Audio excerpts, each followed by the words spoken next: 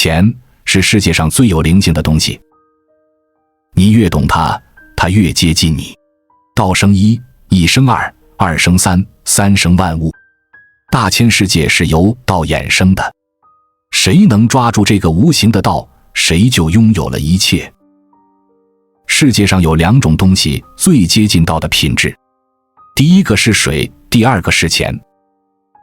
金木水火土中的水就代表财，因为这两个东西的品质最接近，并且最符合道。所谓大道无形，谁也是这样，它欲起成形，无论被放在哪里，都能融入对方，滋润对方。它哪儿低洼就往哪里去，哪里的草木最干渴，它就流向哪里。它可以利润万物，却能做到无我。钱也这样，它从一个地方流到另一个地方，从一个口袋奔向另一个口袋，从不执着于拥有它的主人。谁最值得拥有它，谁最真正的需要它，它就流向谁。它时刻都在那里，总是被最懂它、最需要的人看见。道生万物，钱也可以生万物。钱能变出人间的一切，比如幸福、快乐、满足、名声、地位、权力，也有算计、痛苦、争斗、厮杀、牢狱、毁灭等等。赚钱，其实很多人都搞错了。钱根本不是赚来的，而是你帮助别人解决问题后，别人给你的回报。你能帮多少人，就有多少人给你钱；你能解决多大的问题，就能得到多少钱。那些一心只想赚钱的人，越赚不到钱，因为他们掉进钱的陷阱里去了，满眼都是钱，却从不想自己能给别人带来什么价值。这样的人怎么可能赚到钱呢？我们每一个人都应该反复思考三个问题：你存在的价值和使命是什么？你能给别人带来什么帮助？你能帮世界解决什么问题？什么时候把这三个问题想通了，什么时候才能真正的开始赚钱？人生99%的问题可以用钱解决，唯有那1%的问题钱解决不了。然而，恰恰就是这1%的问题，产生了剩余99%的问题。也就是说，唯有解决了这1%的问题，才能解决金钱的问题。但是，人们总是把很多痛苦直接归结于没钱，这两个字真的是背了太多的锅。没钱是一种结果，它往往是价值和认知不足导致的。人们往往只盯着钱本身，而不去思考自身的思维障碍和价值缺陷，只想得到眼前的利益，却从不想克服自己的弱点。这就陷入到一种越想急于赚钱，却又越赚不到钱的恶性循环。钱的背后是产品和服务，把产品和服务做到极致，钱自然就来了。产品和服务的背后是人心，社会无论怎么变，人心不变。人心的背后就是道，得到后就很容易赚钱。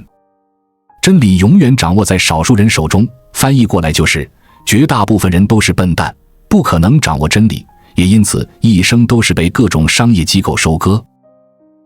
世界上99%的人就是整天都在想不劳而获，就是喜欢各种短平快的刺激，就是不爱思考和学习，就是外貌协会。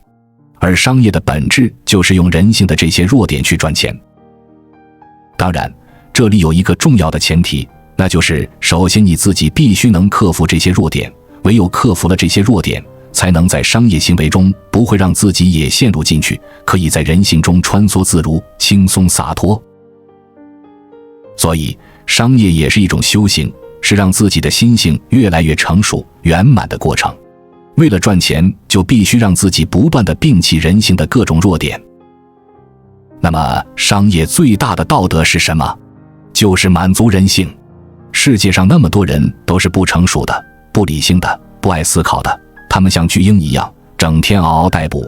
你能满足这么多人的需求，并且能让他们相安无事、安分守己，这本身就是一种道德，甚至是一种功德。但是对于那芸芸众生来说，如果他们一直在享受商家抛过来的各种诱饵，比如短视频、娱乐节目、游戏等等，那么只会更穷，更被收割。只有极少数人忽然间醒悟了，忽然发现自己不能这样沉沦，开始学习、思考、长期主义，才能逐渐走出自己的处境。但是觉醒的巨婴毕竟是少数，很多人宁愿借10万贷款去医美医院整个性，也不愿意提升自己的思维和认知。为什么绝大部分人都不适合发财？钱的好处虽然很大，但它的反噬力更大。一个人如果没有很高的德行、贡献、智慧，很难扛得住这种反噬力。看看我们身边吧，很多人赚到的钱到一定数量的时候就开始飘了，他们作威作福，奢侈无度，无视规则和伦理，破坏公序良俗。人一辈子的财富有一个临界值，当一个人的劣根性被金钱暴露的那个财富值，就是你财富的极限。请记住下面5句话：1.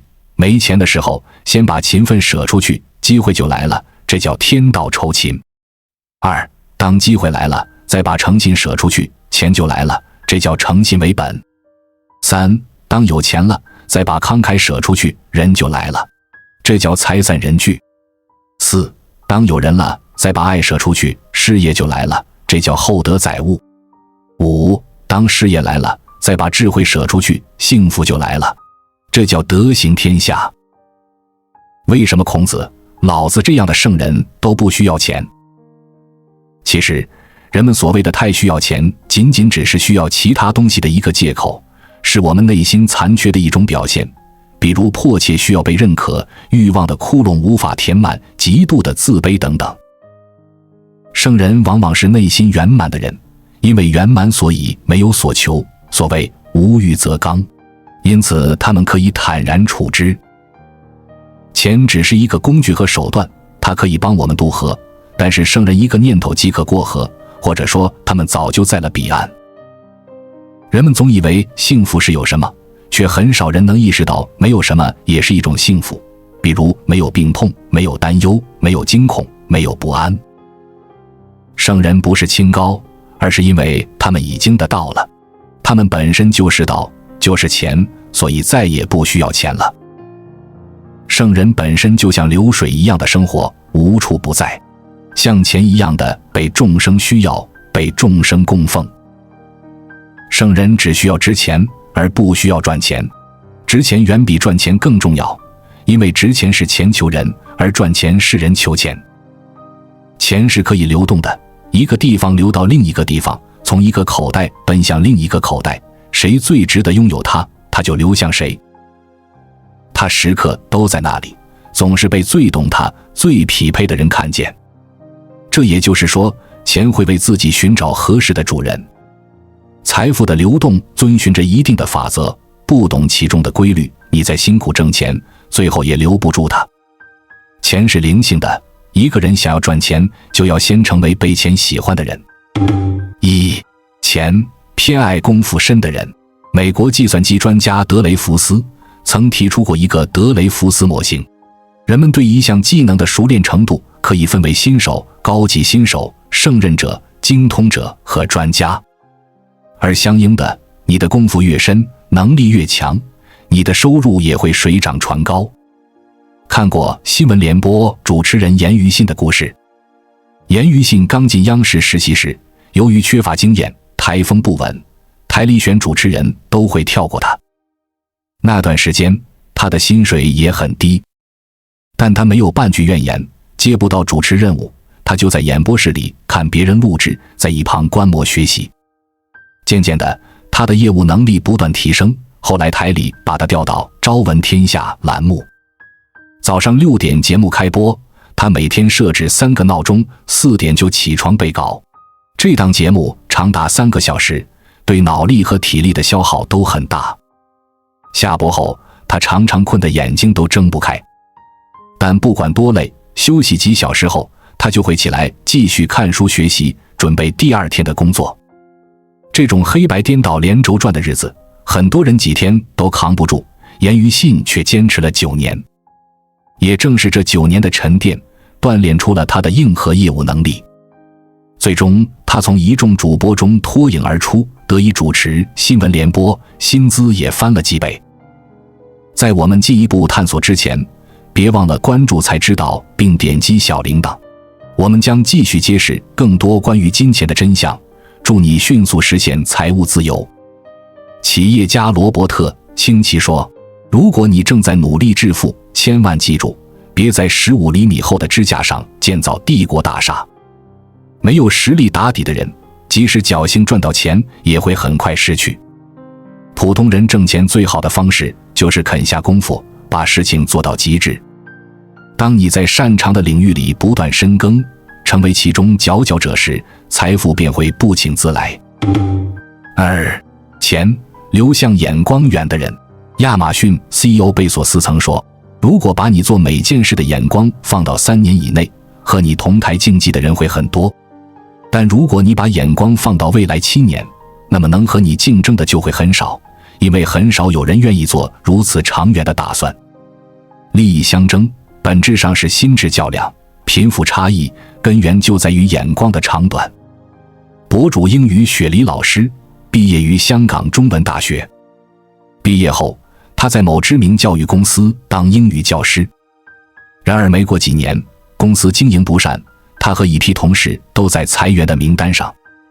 当时很多同事都选择回到家乡，随便找个安稳的单位待着。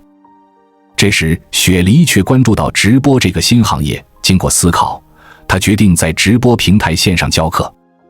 同事们知道后都觉得他疯了，纷纷劝他，直播不是正经路子，而且极其不稳定。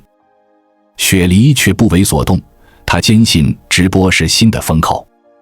此后他就将全部心思放在线上直播中。他研究了多个英语大 V 的视频，学习他们的讲课方式，再结合自身特点，打造出独一无二的教学风格。由于他外表亲和，加上过硬的专业知识，他在直播平台涨粉很快。如今他已成为拥有900多万粉丝的教育博主，早已实现了财富自由。而他曾经的同事们很多都还在小县城辛辛苦苦地打工。米开朗基罗说，你的成就是由你的眼界决定的。很多时候，变富不是命运使然，而是打破了眼界的局限。视野宽阔的人才能看到视线以外的风景，眼光长远的人方能开拓更多的财源。这个社会赚钱已不再是努力程度的较量，更多比拼的是对事情的理解和洞察。不断拓宽眼界，凡事从长远考虑，是打开财富密码最有效的方式。3. 钱追逐身段软的人。作家陶瓷兔子讲过自己公司2个同事的故事。同事小王是部门的明星员工，能力很强，大家都很看好他的发展。小王唯一的缺点就是脾气太冲，爱较真。有次开会，他提出的方案遭到了部门总监的质疑，他很不服气，于是毫不退让地站起来反驳，最后竟跟总监争得脸红脖子粗。也就是从那天起，小王逐渐被边缘化了，既分不到项目，也拿不到资源。没过多久，他就黯然辞职了。另一个同事叫小陈。有一次，小陈带着策划方案去见客户，到了会场才知道，客户公司的线路出了问题，会议室投影用不了。客户方非常不高兴，将气全撒在他身上，指责他不够专业，没有准备纸质版资料。换作常人，可能脑子一热就跟客户争辩起来，但小陈却面不改色，一口一个前辈，又是陪笑又是道歉，最后说服客户给了他一个展示的机会。然后他徒手在白板上画出了整个策划案，并详细讲解。最终小陈成功地跟客户达成合作，拿下了合同，他也因此获得丰厚的提成。靠着低姿态和好脾气，小陈的业务拓展非常顺利。几个月后，他就被提拔为主管，薪水也翻了几倍。作家曹文轩说，世界上最有力量的物质不是重与刚，而恰恰是软与柔。遇到不顺心的事就闹情绪发脾气，是人的本性。但凡是强硬处理，注定会将事情搞砸，甚至会将饭碗弄丢。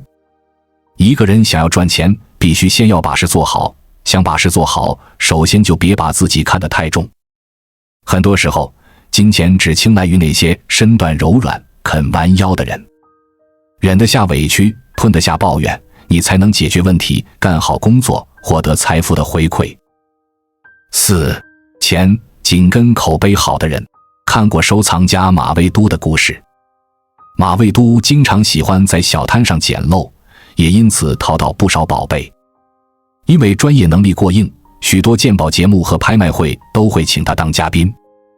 近水楼台先得月，鉴定文物也是捡漏的大好机会，但马未都却从不捡这样的漏。在一次鉴定会上，负责人决定推掉一件宝物。这件宝物据称是康熙仿成化的瓷器，报价4万，负责人觉得根本不值。结果马未都看了一眼，发现那根本不是仿制品，而是货真价实的成化年间古物。他本可以不作声，事后以极低价格拿下它，捡个大漏。但他却选择说出真相，也得到专家团的确认。最终这件珍品以220万元的价格成交。当时卖家对马未都千恩万谢。后来有人问马未都，这么好的捡漏机会，你为什么放弃了？马未都回应道，这种情况下捡漏成功，别人不会知道，但这是败坏德行的事，我绝对不会做。这事传出去后，很多人都纷纷找上门来跟他聊合作谈生意。依托良好的口碑，马未都在收藏界深得别人信任，后来成了收藏大家。罗振宇讲过这样一句话，好的能力让你的财富做加法，好的名声让你的财富做乘法。很多时候，口碑会决定你在行业内能走多远。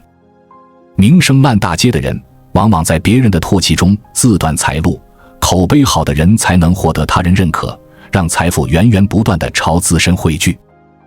而所有好的口碑都是以厚道为本，以良心为称。钱是随着人心走的，唯有修好德行，经营好口碑，财富才能逐渐与你靠近，并对你不离不弃。了凡四训里说，想千金之产者，定是千金人物；想百金之产者，定是百金人物。在这个世界上，你是什么样的人，就会有多少钱。一个人最终能不能赚到钱，不仅仅需要运气，更取决于自己。因为在人们选择钱的时候，钱也有着自己的选择。当你能不断修炼能力，放低姿态，提升认知，端正人品，钱自然就跟着来了。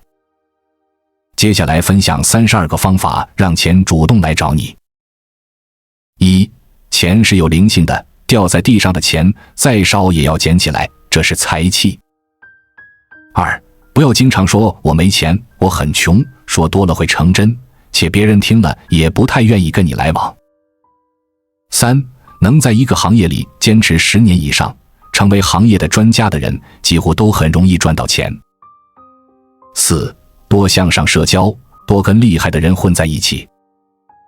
5. 真正能做到顶尖的人，在分钱时自己只求拿3分，剩下7分给其他人。6. 让自己的嘴皮溜起来，让自己变得能说会道。7. 没有很高的德行的人是很难驾驭住巨额财富的，很多曾经拥有过巨额财富的人，最后都家财散尽，因为德行不行。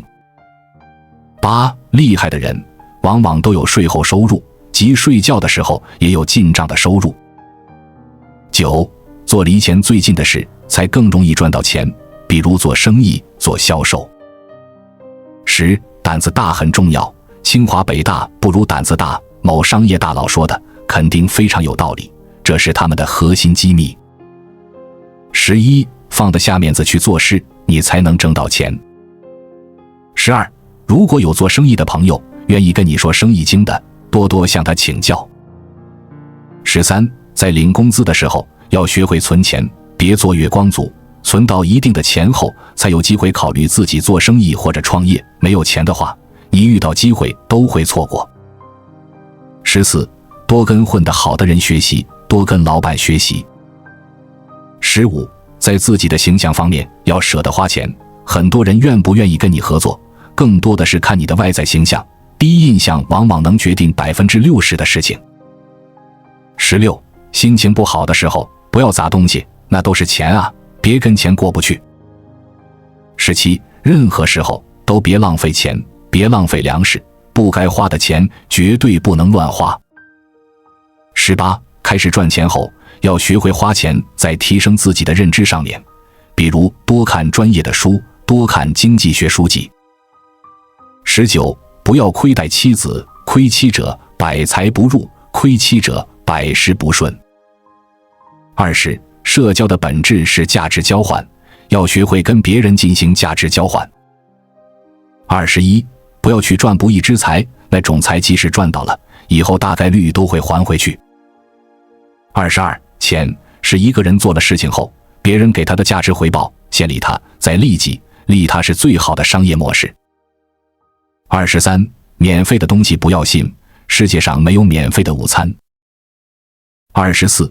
开源和节流要同时进行，努力开源，尽力节流，别浪费。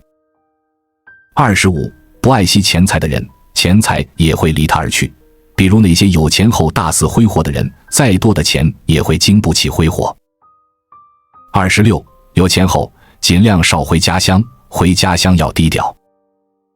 27. 牛低头是为了吃草，人低头是为了赚钱。28. 你自己不优秀，认识谁都没有用。29. 大方谈钱是一个人成熟的表现。30. 非常有钱后要懂得回馈社会，要懂得做慈善，这样才会长久。31. 越有钱越要低调，不能炫耀，要学会闷声发大财。32. 钱财是一个人认知水平的变现，你永远赚不到认知以外的钱财，靠运气赚来的，最终也会靠实力再还回去。在深入探讨了钱的灵性之后，我们可以看到，财富并不仅仅是数字的堆叠，而是个人能力、眼界、态度和价值的直接体现。钱作为社会价值的一种转换方式，本质上追寻的是与其相匹配的人，这就意味着只有不断提升自己，才能吸引并保持财富。见着实的人，再者，财富倾向于那些懂得低姿态和适应性的人。最后，一个良好的名声和人际关系会为财富的积累加速。因此，每个人都应该明白，赚钱不仅仅是为了满足物质需求，更是一个个人成长和自我实现的过程。我们需要不断学习，提升自己的能力和认知，同时保持谦逊和诚信，这样才能在财富的道路上走得更远、更稳。最终，我们应该理解，钱不仅仅是一种物质资源，更是一种生活态度和人生哲学的体现。只有当我们真正理解并尊重钱的灵性，才能在物质和精神上都获得真正的富足。关注我，我是财指导，带你解锁更多金钱的真相。